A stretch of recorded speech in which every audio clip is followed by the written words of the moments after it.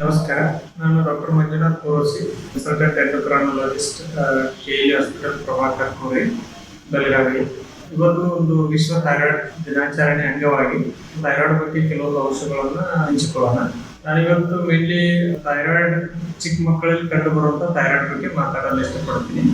ಯಾಕಂದ್ರೆ ನಮ್ಮ ಚಿಕ್ಕ ಮಕ್ಕಳಲ್ಲಿರೋ ಥೈರಾಯ್ಡ್ ಅಂದ್ರೆ ಮೇಜರ್ಲಿ ಅದು ಹೈಪೋಥೈರಾಯ್ಡಿಸಮ್ ಅಂತ ಹೇಳ್ತೀವಿ. ಅಂದ್ರೆ ಥೈರಾಯ್ಡ್ ಕಡಿಮೆ ಕೆಲಸ ಮಾಡುವಂತ ಥೈರಾಯ್ಡ್ ಅಂತ ಹೇಳ್ತೀವಿ.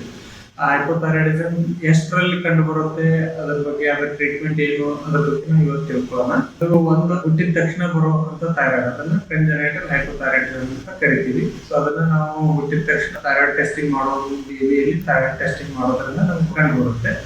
ಇನ್ನೊಂದು ಬೆಳೀತಾ ಇರೋ ವಯಸ್ಸಲ್ಲಿ ಅಂದ್ರೆ 5ರಿಂದ 15 ವಯಸ್ಸಿನ ಹುಡುಗರಲ್ಲಿ ಕಂಡು ಬರುವಂತ ಥೈರಾಯ್ಡ್, ಅದು ಹೈಪೋಥೈರಾಯ್ಡಿಸಮ್. ಅದು ಹೆಂಗೆ ಕಂಡು ಬರುತ್ತೆ ಅಂತ ನಾನು ಡಿಸ್ಕಸ್ ಮಾಡೋಣ.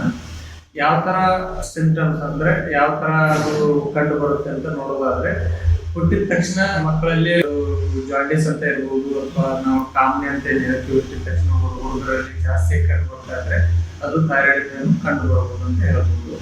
ಇನ್ನ ಬೆಳೆ ವಯಸ್ಸಿನ ಹುಡುಗರಲ್ಲಿ ಮೇನ್ಲಿ ಅದು ಶಾರ್ಟ್ ಸ್ಟೇಚರ್ ಅಂತ ಹೇಳ್ತೀವಿ, ಅಂದ್ರೆ ಕುಂಠಿತ ಬೆಳವಣಿಗೆ ಅಂತ ಹೇಳ್ತೀವಿ. ಅವ್ರ ಏಜ್ಗೆ ಅನುಸಾರವಾಗಿ ಅವ್ರು ಬೆಳ್ತಾ ಇರಲ್ಲ, ಅದು ಒಂದು ಮೇಜರ್ ಸಿಂಪ್ಟಮ್ಸ್ ಅಂತ ಹೇಳ್ಬೋದು. ಇಲ್ಲ ಅವರಿಗೆ ಜಾಸ್ತಿ ನಿದ್ದೆ ಬರೋದು, ಸ್ಕೂಲಲ್ಲಿ ಅವರ ಶಾಲೆಯಲ್ಲಿ ಅವರ ಪರ್ಫಾರ್ಮೆನ್ಸ್ ಕಡಿಮೆ ಆಗ್ಬೋದು, ಬುದ್ಧಿಮಾನ್ಯತೆ ಆಗಿರ್ಬೋದು. ಸೊ ಇವೆಲ್ಲ ಮಕ್ಕಳಲ್ಲಿ ಕಂಡು ಬರುವಂತ ಥೈರಾಯ್ಡ್ ಸಿಂಪ್ಟಮ್ಸ್ ಅಂತ ಹೇಳ್ಬೋದು.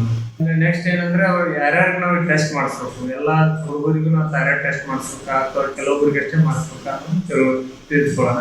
ಅದರಲ್ಲಿ ಅಂದ್ರೆ ಹುಟ್ಟಿದ ತಕ್ಷಣ ಎಲ್ಲರಿಗೂ ಮಾಡಿಸ್ಲೇಬೇಕು. ಅಂದ್ರೆ ಹುಟ್ಟಿದ ತಕ್ಷಣ ಹುಟ್ಟಿದ 48 ತಾಸು ಒಳಗಡೆ ಅಥವಾ ಒಂದು ವಾರ ಆದ ನಂತರ ಎಲ್ಲ ಮಕ್ಕಳಿಗೂ ಥೈರಾಯ್ಡ್ ಟೆಸ್ಟಿಂಗ್ ಕಂಪಲ್ಸರಿ ಮಾಡಲೇಬೇಕು. ಯಾಕಂದ್ರೆ ಇದು ಒಂದು ಟ್ರೀಟೇಬಲ್ ಕಂಡೀಷನ್. ಅಂದ್ರೆ ಥೈರಾಯ್ಡ್ ಅಂತ ಗೊತ್ತಾದ ನಂತರ ಇಮಿಡಿಯೇಟ್ ಟ್ರೀಟ್ಮೆಂಟ್ ಸ್ಟಾರ್ಟ್ ಮಾಡಿದ್ರೆ ಅದು ಬ್ರೈನ್ ಡೆವಲಪ್ಮೆಂಟ್ ಅದೆಲ್ಲ ನಾರ್ಮಲ್ ಆಗುತ್ತೆ. ಸೊ ಮಕ್ಕಳೆಲ್ಲ ಬುದ್ಧಿಮಾನ್ಯತೆ ಎಲ್ಲ ಕಡಿಮೆ ಆಗುತ್ತೆ ಅಂತ ಹೇಳ್ಬೋದು.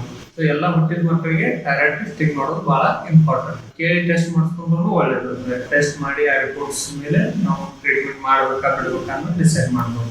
ಇನ್ನು ಬೆಳವಣಿಗೆ ಆಗೋ ವಯಸ್ಸಿನ ಹುಡುಗರಲ್ಲಿ ನೋಡೋದಾದ್ರೆ ಅವರಿಗೆ ಕುಂಠಿತ ಬೆಳವಣಿಗೆ ಇದೆ, ಅಥವಾ ಯಾರಿಗಾದ್ರೂ ಮನೆಯಲ್ಲಿ ಥೈರಾಯ್ಡ್ ಡಿಸಾರ್ಡರ್ ಅಂತ ಇದೆ, ಅವ್ರ ಅಕ್ಕ, ತಂಗಿ, ತಮ್ಮ ಅಥವಾ ಅಪ್ಪ ಅಮ್ಮಗೆ ಯಾರಿಗಾದ್ರೂ ಥೈರಾಯ್ಡ್ ಪ್ರಾಬ್ಲಮ್ ಇದ್ರೆ ಅವ್ರಿಗೆ ಟೆಸ್ಟ್ ಮಾಡೋದು ಬಹಳ ಇಂಪಾರ್ಟೆಂಟ್. ಯಾಕಂದ್ರೆ ಅವರಿಗೆ ನಾರ್ಮಲ್ ಜನರಿಗಿಂತ 15-20% ಚಾನ್ಸ್ ಜಾಸ್ತಿ ಇರುತ್ತೆ. 15-20 ಪಟ್ಟು ಜಾಸ್ತಿ ಥೈರಾಯ್ಡ್ ಬರೋ ಚಾನ್ಸ್ ಇರುತ್ತೆ. ಸೊ ಅವರಿಗೆ ಸ್ಕ್ರೀನಿಂಗ್ ಮಾಡೋದು ಒಳ್ಳೇದು.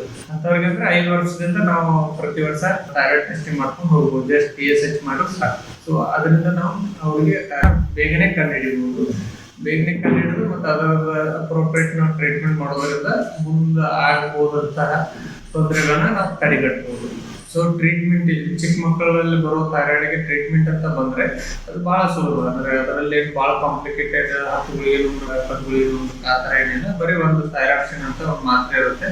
ಅದನ್ನ ಮುಂಜಾನೆ ಎದ್ದ ತಕ್ಷಣ ಖಾಲಿ ಹೊಟ್ಟೆದಲ್ಲಿ ನುಂಗಿದ್ರೆ ಸಾಕು. ಅಟ್ಲೀಸ್ಟ್ ಒಂದು ಅರ್ಧ ತಾಸು ಅಥವಾ 1 ತಾಸು ಮೊದಲು ಊಟಕ್ಕಿಂತ ಮೊದಲು ನುಂಗಿದ್ರೆ ಅಷ್ಟು ನುಂಗಿದ್ರೆ ಅವರಿಗೆ ಅದರಿಂದ ಟ್ರೀಟ್ಮೆಂಟ್ ಅಂತ ಹೇಳ್ತೀವಿ. ಅಂದ್ರೆ ಅದನ್ನ ಕಂಟಿನ್ಯೂಸ್ ಆಗಿ ಟ್ರೀಟ್ಮೆಂಟ್ ತಗೋತಾ ಹೋಗ್ಬೇಕು.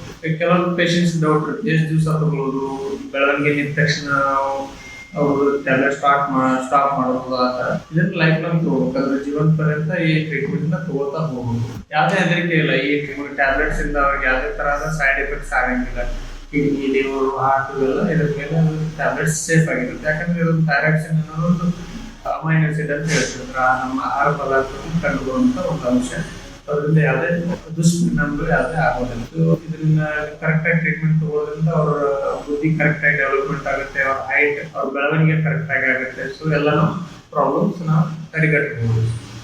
ಇಷ್ಟೇ ನನ್ನ